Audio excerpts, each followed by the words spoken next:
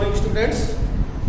आज ये आपका जो चैप्टर है फ्रॉम ग्रेड टू टेरिटरी, तो ये स्टार्ट होता है 1707 से जो शुरुआत होती है।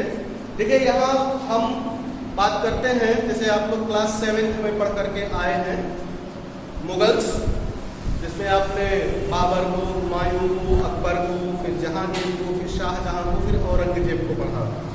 सन 1707 में औरंगजेब की मृत्यु हो गई। औरंगजेब की डेथ के बाद, ठीक है, औरंगजेब की डेथ के बाद मुगल एम्पायर बिखरता चला गया। जब मुगल एम्पायर बिखरता चला गया, जैसे बहादुर शाह फर्स्ट जो था वो 1707 से 1712 तक था, तो 1712 तक तो कुछ जो है यूनाइट था। उसके बाद विद्रोह बढ़ने शुरू हो गए और अंततः क्या हुआ कि मुगल एम्पायर जो है बिखरना शुरू हो गया। मुगल एम्पायर 1712 से बिखरना शुरू हुआ तो छोटे छोटे सूबे बने, जैसे उत्तर प्रदेश जिसको आज हम बोलते हैं, उस वक्त अवध कहा जाता था। जो पूर्वी उत्तर प्रदेश है वो अवध कहा जाता था। अवध का गठन हुआ। पश्चिमी उत्तर प्रदेश रुहेलखंड और आगरा रियासत के तौर पर था, वो गठित हुआ। आपका इधर बंगाल गठित हुआ। उस वक्त के बंगाल का मतलब है आज का जो पश्चिम बंगाल है, पूर्वी बंगाल है, इस पूरे को मिला के, मतलब पूर्वी बंगाल मतलब आज का जो बांग्लादेश है, इस पूरे को मिलाकर उस वक्त बंगाल था। उड़ीसा और बिहार भी बंगाल के ही प्रभाव में आते थे। बंगाल रियासत का गठन हुआ। इसी तरीके से आप साउथ इंडिया में जाएंगे, हैदराबाद का गठन हुआ। जो हैदराबाद रियासत थी उस जमाने में निजामों की। मराठा, महाराष्ट्र, गुजरात, सौराष्ट्र, काठियावाड़, विदर्भ, इसको मिला के मराठा साम्राज्य का गठन हुआ। इस तरीके से भारत में छोटी छोटी रियासतें बन गई। क्यों बन गई? क्योंकि मुगल एम्पायर जो है बिखर चुका था। 1712 के बाद, 1712 के बाद बिखर चुका था मुगल एम्पायर। नाम मात्र के वो परवर्ती मुगल्स कहलाते थे, लेटर मुगल्स कहलाते थे, नाम मात्र के वो शासक रह गए।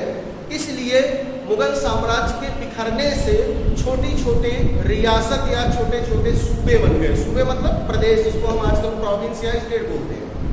ये छोटे छोटे सूबे जब बन गए तो क्या हुआ, आपस में अंतर्कलह स्टार्ट हो गया। ये एक दूसरे से लड़ने लगे साम्राज्य बढ़ाने के लिए। निजाम की मराठों से लड़ाई होने लगी। मराठों की इधर जो है, जो मुगल्स सुल्तान सम्राट थे उनसे होने लगी। इस तरीके से चारों तरफ, राजपूताना से मराठों की होने लगी। चारों तरफ लड़ाइयाँ स्टार्ट हो गई। एक दूसरे का जो है वो टेरिटरी कब्जा करना शुरू कर दिए। इससे ये सूचना धीरे धीरे यूरोप पहुंचना स्टार्ट हो गई। जब यूरोप पहुंचना स्टार्ट हो गई तो यूरोपियंस उस वक्त पूरे विश्व में हावी होते चले जा रहे थे। धीरे धीरे उन्होंने South America continent, North America continent, Africa continent, Australia continent, इन सब जगह में प्रभाव जमा लिया था। उनको सूचना मिली कि भारत मसालों का देश है, भारत में कपास अच्छा पाया जाता है, भारत में मसाले अच्छे पाए जाते हैं। ये सब उनको जब लालच लगी तो उन्हें लगा कि प्रयास करना चाहिए। 1498 में वास्को डी गामा नाम का एक समुद्री नाविक जो पुर्तगाली था, वो केप ऑफ गुड होप से होते हुए, केप ऑफ गुड होप कहाँ है? अफ्रीका में। केप ऑफ गुड होप से होते हुए वो भारत आया। कालीकट में 1498 में उतरा, जिसको आज हम कोझीकोडे भी कहते हैं। कालीकट का नया नाम क्या हो गया है? कोझीकोडे। तो कालीकट में उतरने के बाद उसने सबसे पहले जो है वहाँ जमोरिन नाम का एक छोटा सुल्तान था, उससे उसकी भेंट हुई। धीरे धीरे करके वो क्या कहते हैं, भारत में पुर्तगालियों का इस तरह से 1498 में आगमन होता है। फिर वो कालीकट के बाद फिर गोवा में उनका प्रभाव जमना शुरू हो गया। इस तरह से कालीकट, गोवा, ये उनके पुर्तगालियों के प्रभाव में आ गए। ये 1498 में थोड़ा सा हिंट भी करते चलते हैं, थोड़ा सा हिंट भी करते हुए चलते हैं।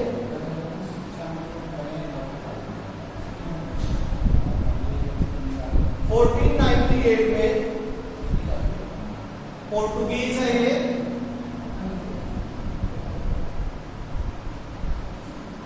वास्को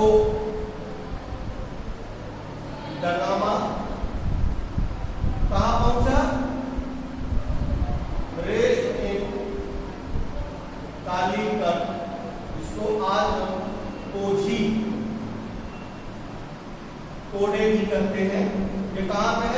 ये केरल में,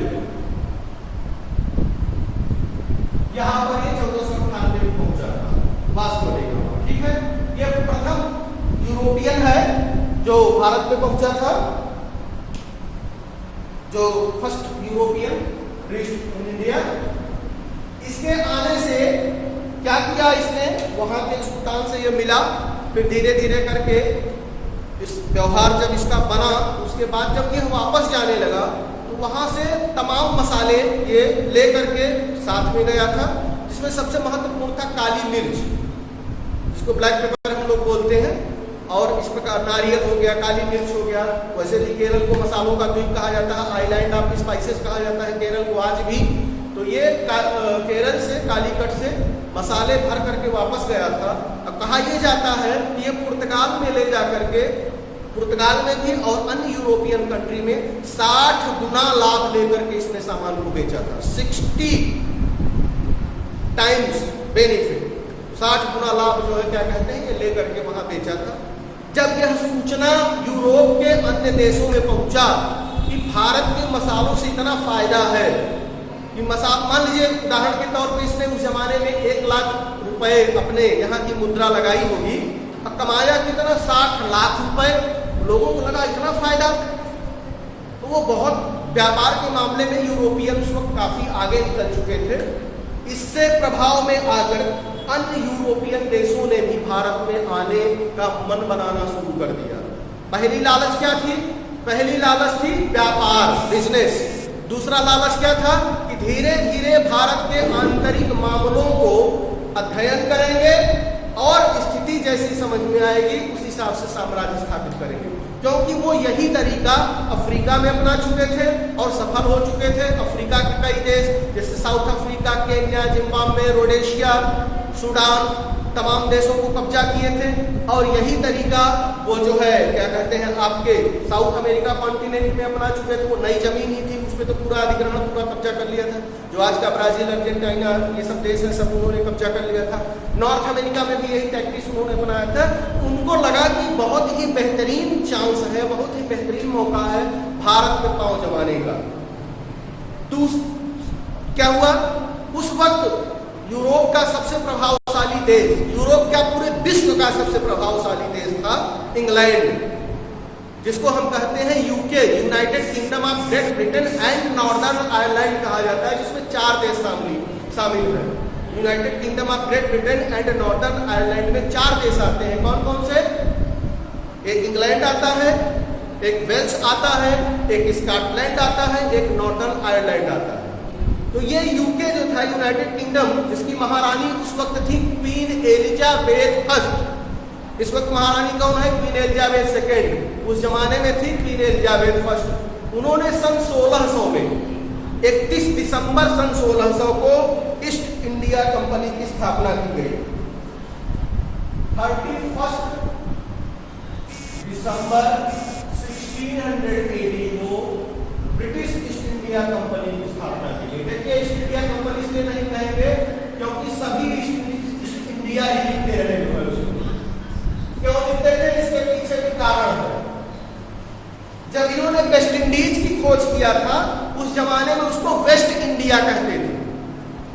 ठीक, तो जो भी कंपनियां बनी वो ये मान करके चलते थे कि हम इंडिया में नहीं जा रहे हैं बल्कि ईस्ट इंडिया में जा रहे हैं, पूर्वी भारत में जा रहे हैं। क्यों, क्योंकि ऑलरेडी वो जिसको आज हम वेस्ट इंडीज कहते हैं उसको वो वेस्ट इंडिया कहते थे। इस कारण से जितने भी यूरोपी, जिसमें कौन कौन थे, पुर्तगाली थे, डच थे, अंग्रेज थे, फ्रांसीसी थे, डेनमार्क थे। 5 देश से लोग भारत आए थे। ये 5 देश के लोग अपने अपने देश के नाम पर ईस्ट इंडिया कंपनी लगा के कहते थे। जैसे French east India company, Dutch east India company, इसी तरीके से क्या कहते हैं जो है ब्रिटिश ईस्ट इंडिया कंपनी। तो ये 31 दिसंबर 1600 को महारानी एलिजाबेथ फर्स्ट ने क्या किया, एक चार्टर पास किया। चार्टर माने एक तरह का ऑर्डर जो होता है। उस चार्टर में क्या लिखा, उस चार्टर में ये लिखा गया कि एक कंपनी गठित की जा रही है, उस कंपनी का नाम रखा जा रहा है ब्रिटिश ईस्ट इंडिया कंपनी, जो क्या करेगी, वो सिर्फ भारत में आकर के व्यापार करेगी। इस तरीके से ब्रिटिश ईस्ट इंडिया कंपनी का गठन हुआ और 1608 में ब्रिटिश ईस्ट इंडिया कंपनी जो है भारत आ गई। 1608 में British East India Company Bharat आ गई। पहला व्यक्ति जो आने वाला था वो था कैप्टन विलियम हॉकिंस, जो 1608 में ब्रिटिश ईस्ट इंडिया कंपनी के साथ भारत आया और जाकर के मुगल कोर्ट में 1608 में कौन सा सेक्ट था? 1608 में मुगल सम्राट जहांगीर दिल्ली के गद्दी पर बैठा हुआ था। क्यों? क्योंकि 1605 में सम्राट अकबर की मौत हो गई थी और 1605 में गद्दी प्राप्त कर चुका था, इसलिए 1608 में जहांगीर था। जहांगीर के दरबार में गया और ये फिर 3 सालों तक कैप्टन विलियम हॉकिंस जहांगीर के दरबार में रहा। वहां से ट्रेड राइट मिला, व्यापार करने का अधिकार मिला और धीरे धीरे इन्होंने सूरत में मछलीपट्टनम में, जिसको मसूलीपट्टनम भी कहा जाता था, मछलीपट्टनम में इन्होंने अपने जो है क्या कहते हैं व्यापारिक केंद्र स्थापित कर लिए ताकि वो भारत से व्यापार करना शुरू करें। इस तरीके से आप देख रहे हैं कि 2 कंपनी, कौन कौन? ब्रिटिश ईस्ट इंडिया कंपनी और पोर्टुगीज। पुर्तगालियों ने कालीकट में और कहाँ पे? गोवा में अपना जो है दमन और दीव यहाँ भी स्थान अपना बना लिया था। 1602 में एक कंपनी और आई, उस कंपनी का नाम था Dutch east India company. Dutch किसको कहते हैं? डच कहते हैं हॉलैंड के वासियों को। जैसे इंग्लैंड के वासियों को अंग्रेज कहते हैं, इसी तरह हॉलैंड के वासियों को डच कहते थे, पुर्तगालियों को पोर्टुगीज कहते थे और फ्रांसीसियों को फ्रेंच कहते थे और डेनमार्क वासियों को डैनिश कहते थे। 1498 में वास्को डी गामा आए, 1602 में डच ईस्ट इंडिया कंपनी आई और 1608 में ब्रिटिश ईस्ट इंडिया कंपनी आई और 1664 में फ्रेंच ईस्ट इंडिया कंपनी आई। इस तरीके से भारत में यूरोपियंस के आने का जो क्रम है, पहले पुर्तगाली, फिर डच, फिर अंग्रेज, उसके बाद फ्रांसीसी। ये क्वेश्चन ऑलरेडी एक बार कंपटीशन में पूछा जा चुका है कि यूरोपियंस का भारत में आने का क्रम क्या है। कौन कौन थे? पुर्तगाली, फिर डच, फिर अंग्रेज, उसके बाद फ्रांसीसी। ये भारत में आने का इनका क्रम है। ठीक है। इस तरीके से विलियम हॉकिंस के बाद सर थॉमस रो जहांगीर के दरबार में आया। सर थॉमस रो ने भी अन्य रियायतें प्राप्त की। देखिए उस वक्त मुगल सम्राट जो है क्या होता था, मुगल सम्राट थोड़ी सी अगर उनको उपहार वगैरह मिल जाता था तो जो भी यूरोपियंस आते थे मुगल दरबार में जाकर के उपहार दे देते थे और उसके बाद वो तुरंत अधिकार उनको मिल जाता था, अधिकार पत्र। और अधिकार पत्र मिलने से फायदा क्या होता था? समुद्र पर वो पूरा अधिकार अपना कर लेते थे। क्योंकि भारतीयों को उस वक्त तक समुद्र के बारे में कोई भी नॉलेज नहीं था, वो ये नहीं जानते थे कि समुद्र से हमको क्या लाभ मिलता है। थोड़ा बहुत अगर उनको जानकारी थी, थोड़ी बहुत उनको अगर जानकारी थी, वो जानकारी सिर्फ इतनी ही थी कि जो है मछली समुद्र से मिलती है, अन्य कोई भी जानकारी नहीं।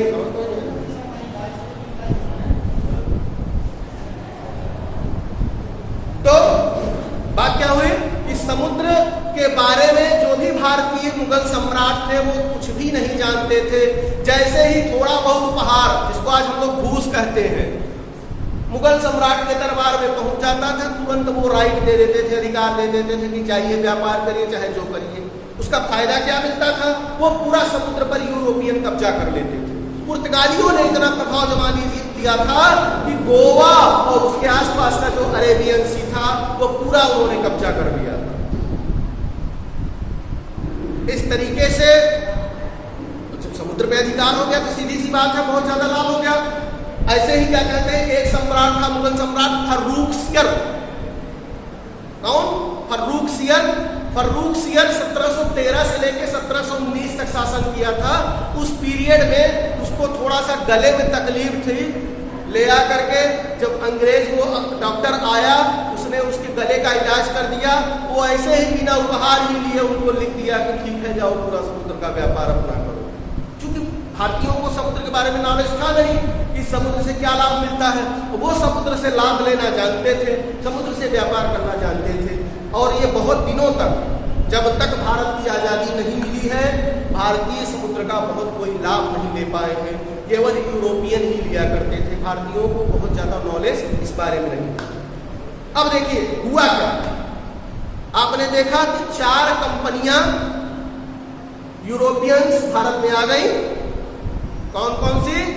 पुर्तगाली, फिर डच, फिर अंग्रेज, फिर उसके बाद फ्रांसीसी और डेनमार्क वाले भी आए थे। वो डेनमार्क वाले थोड़ा प्रयास किए फिर जाने की भैया यहाँ एक से एक धुरंधर बैठे हैं, वो चुपचाप अपना बेड़ा कोरिया बिस्तर लेकर के वापस डेनमार्क चले गए। इस तरीके से अब इनके बीच ट्रेड वार्स स्टार्ट हो गया। क्या हो गया? Trade wars. आने वाली कंपनियां सबसे पहले कौन है? पोर्टुगीज सबसे पहले आए, उसके बाद जो है कौन आए? डच आए, फिर ब्रिटिश आए, फिर उसके बाद फ्रेंच आए। ये क्रम है आने का इनका। इनका जो समय है 1498 का पोर्टुगीज का, डच का जो समय है वो 1602 का है, ब्रिटिश का जो समय है वो 1608 का है और फ्रांसीसियों का जो समय है वो 1664 का है। ये इनका आने का क्रम है। ये 4 लोग जो है आए थे। इस तरीके से अब जब ये आ गए तो आने के बाद यहां इन्होंने क्या देखा कि भारत मसालों का देश है।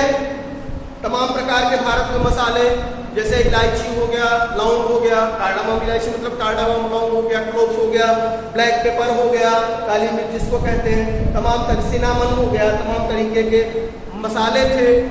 और क्या था जो उसको हम लोग बोलते हैं नील जो कहा जाता है, ब्लू इंडिगो जिसको कहा जाता है, इसकी भी बहुत ज्यादा यूरोपियन मार्केट में मांग थी। क्यों मांग थी? क्योंकि ब्लू इंडिगो से, जिसको हम हिंदी में कहते हैं नील, जो आप कपड़ों में देते हैं बनियान वगैरह में, ब्लू इंडिगो से उस जमाने में डाई तैयार की जाती थी। डाई क्या होती है? कपड़ों को रंगने के लिए जो कलर तैयार किया जाता है, परमानेंट कलर, उसी को कहते हैं डाई। तो डाई तैयार की जाती थी जो नेचुरल डाई होती थी, जिससे कपड़ा रंगने पर कभी भी खराब नहीं होता था। उस वक्त जो नेचुरल कलर तैयार होता था ब्लू इंडिगो से, भारतीय इंडियन ब्लू इंडिगो से, वो विश्व में सबसे बेहतरीन डाई तैयार होती थी। उससे बेहतरीन डाई दुनिया के किसी देश में नहीं बनती थी। और यही कारण था उस समय इचिंग या स्किन से रिलेटेड जो एलर्जी की बीमारियां थी बेहद कम हुआ करती थी। क्यों? क्योंकि जो कपड़े तैयार होते थे वो नेचुरल डाई से कलर किए जाते थे। आज जो कपड़े तैयार होते हैं वो सिंथेटिक डाई जो होती है, आर्टिफिशियल डाई होती है, तमाम उसमें केमिकल्स मिले होते हैं, उससे तैयार होते हैं। इसीलिए देखते हैं कहीं कोई खजुआ आ रहा है, कहीं कोई परेशानी हो रही है, कहीं कोई दिक्कत कपड़ा पहनने को होती है। क्यों? क्योंकि ये सिंथेटिक डाई है जो केमिकल्स से तैयार होती है, जबकि उस जमाने में जो डाई बनकर तैयार होती थी सन 1700 और 1800 के पीरियड में, वो डाई नेचुरल डाई तैयार होती थी जो ब्लू इंडिगो से तैयार होती थी। तो हम लोग बात करते हैं कि ये लोग क्यों प्रभावित थे भारत इतना? क्योंकि भारत के ये जो सामान थे जिसकी यूरोपियन मार्केट में बहुत ज्यादा मांग थी, यूरोप में ये सब सामान नहीं मिलते थे, इसलिए ये ट्रेड वार स्टार्ट हो गया। किसके बीच? इन चारों के बीच। क्या स्टार्ट हो गया? Trade war. ठीक है? ट्रेड वार में क्या हुआ? ट्रेड वार में पुर्तगालियों को सीमित कर दिया गया दमन और दीव, कालीकट और गोवा तक पुर्तगालियों ने सीमित कर लिया। उसके बाद डच जो थे, जो हॉलैंड के निवासी थे, ये चले गए इंडोनेशिया, क्योंकि जान गए कि फ्रांसीसियों और अंग्रेजों से हम कतई नहीं जीत पाएंगे। क्यों? क्योंकि दुनिया के सबसे शक्तिशाली देश उस वक्त फ्रांस और इंग्लैंड थे। इंग्लैंड जो एक छोटा सा देश है, जो उत्तर प्रदेश से भी कम क्षेत्रफल वर्तमान में होगा, वह विश्व के 2/3 दुनिया को कब्जा किया हुआ था। यह एक पीरियड था जिस वक्त ब्रिटेन विश्व का सबसे शक्तिशाली देश था, उसके बराबर टक्कर का विश्व में कोई भी देश नहीं था। आज जो पोजीशन अमेरिका की है, वो पोजीशन उस जमाने में ब्रिटेन की थी। और कब तक बनी रही? 1945 तक बनी रही, जब सेकेंड वर्ल्ड वार में जर्मनी ने हवाई आक्रमण इतने ज्यादा किए, पूरा लंदन तहस नहस हो गया, पूरा ब्रिटेन तहस नहस हो गया, तब जाकर के ब्रिटेन की शक्ति कमजोर हुई। हालांकि सेकेंड वर्ल्ड वॉर जर्मनी भले हार गया, लेकिन सबसे अधिक जो नुकसान उठाना पड़ा था वो इंग्लैंड को उठाना पड़ा था। इस वजह तो ये जमाना था जब फ्रांसीसियों और अंग्रेजों को देखकर ऑटोमेटिक पुर्तगालियों ने अपने को सीमित कर लिया। डच जो है इंडोनेशिया चले गए, तब इंडोनेशिया न बोल करके बाली, सुमात्रा, बोर्नियो ये कहा जाता था, अलग अलग द्वीप टाइप के थे, आइलैंड टाइप के थे। तो ये लोग वहां चले गए, इंडोनेशिया चले गए। डेनमार्क वाले डर के मारे अपने आप वापस चले गए, कहां? यूरोप, अपने देश। फिर उन्होंने जाकर के अपना ग्रीनलैंड में प्रभाव जमाया था, ग्रीनलैंड पूरा कब्जा कर लिया था। आज भी ग्रीनलैंड, जिसको हम कलालिक नुनाक भी कहते हैं, अभी भी डेनमार्क के कब्जे में। अब बचे दो शक्ति, एक अंग्रेज और एक फ्रांसीसी। यही दोनों यूरोप में सबसे बड़ी शक्ति थी और यही दोनों भारत में सबसे बड़ी शक्ति बची। फ्रांसीसियों और अंग्रेजों के बीच कई युद्ध हुए। ये युद्ध जो है जब लड़े गए तो इस युद्ध के नतीजे क्या निकले? इस युद्ध के नतीजे ये निकले कि अंग्रेजों ने फ्रांसीसियों को भी पराजित कर दिया भारत में। फ्रांसीसी बहुत सीमित रह गए, उनका केवल माहे पर अधिकार रह गया, पुडुचेरी पर अधिकार रह गया, जिसको आज हम पुडुचेरी कहते हैं, उस जमाने में पौंडीचेरी कहा जाता था। पौंडीचेरी पर अधिकार रह गया और माहे और अराइकल एक जगह थी, वहां केवल फ्रांसीसियों का अधिकार रह गया। इस तरीके से अब भारत से 4 लोग चले गए। कौन कौन?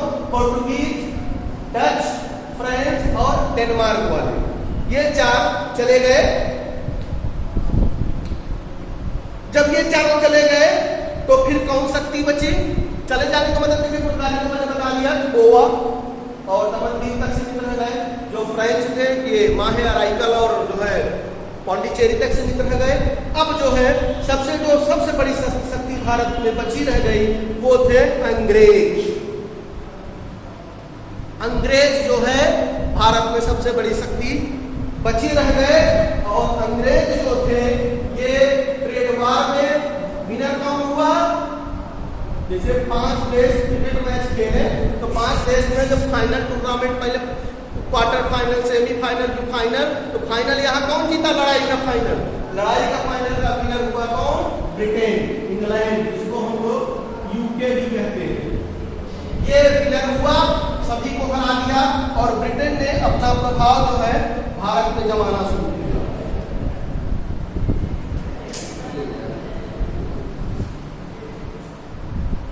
कर दिया।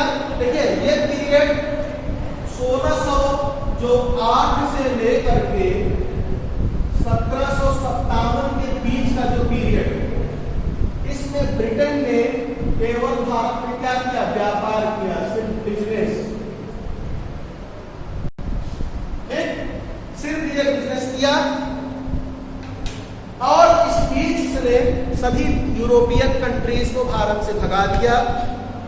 इस दौरान इसका जो सबसे महत्वपूर्ण लड़ाई हुई, एंग्लो फ्रेंच स्ट्रगल के नाम से जो मशहूर है, वो 4 लड़ाइयां हैं। एक है फर्स्ट कर्नाटक वार,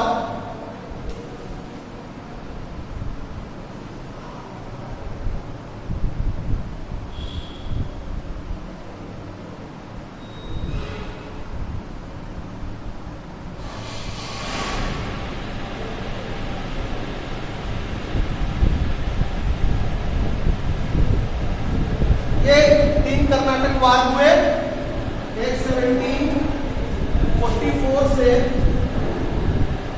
48 तक, दूसरा आपका 1748 से लेकर के 54 तक और तीसरा आपका 1756 से लेकर के ये आपका 1763।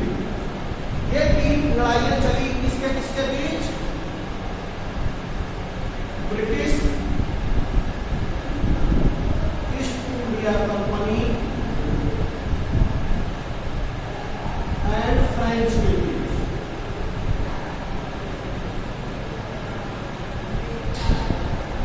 British East India Company and French के बीच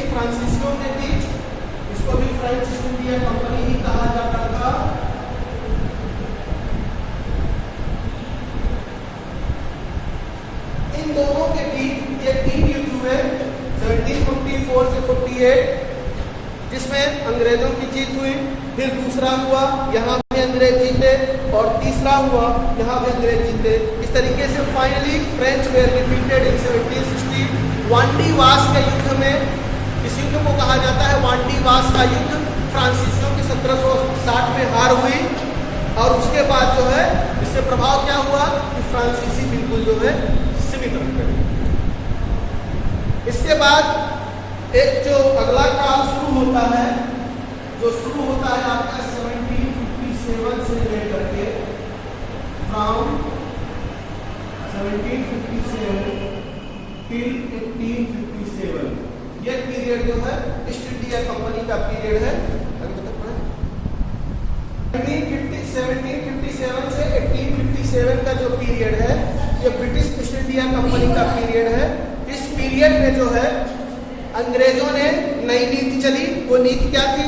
अभी तक केवल बिजनेस कर रहे थे, अब उनके भारत को कब्जा करने की नीति स्टार्ट हो गई थी, जिसमें उन्होंने शुरुआत कहाँ किया था? प्लासी बैटल से। 1757 के प्लासी युद्ध से अंग्रेजों की पहली विजय हुई, और उसके बाद 1764 का बक्सर बैटल हुआ, जिसमें उन्होंने बंगाल, बिहार, उड़ीसा की दीवानी प्राप्त कर लिया, और धीरे धीरे भारत पर उन्होंने कब्जा जमाना शुरू किया। ब्रिटिश ईस्ट इंडिया कंपनी ने 1857 तक लगभग पूरा भारत अधिग्रहित कर लिया था। उस वक्त भारत का मतलब था, आज का जो भारत है, पाकिस्तान है और बांग्लादेश, ये पूरा मिला करके उस जमाने का भारत कहा जाता था, जिसका उन्होंने लिखा पढ़ी में आधिकारिक तौर पर नाम रखा था ब्रिटिश इंडिया, ब्रिटिश भारत कहा जाता था। इसके बारे में हम लोग नेक्स्ट क्लास में पढ़ेंगे। थैंक यू बच्चों।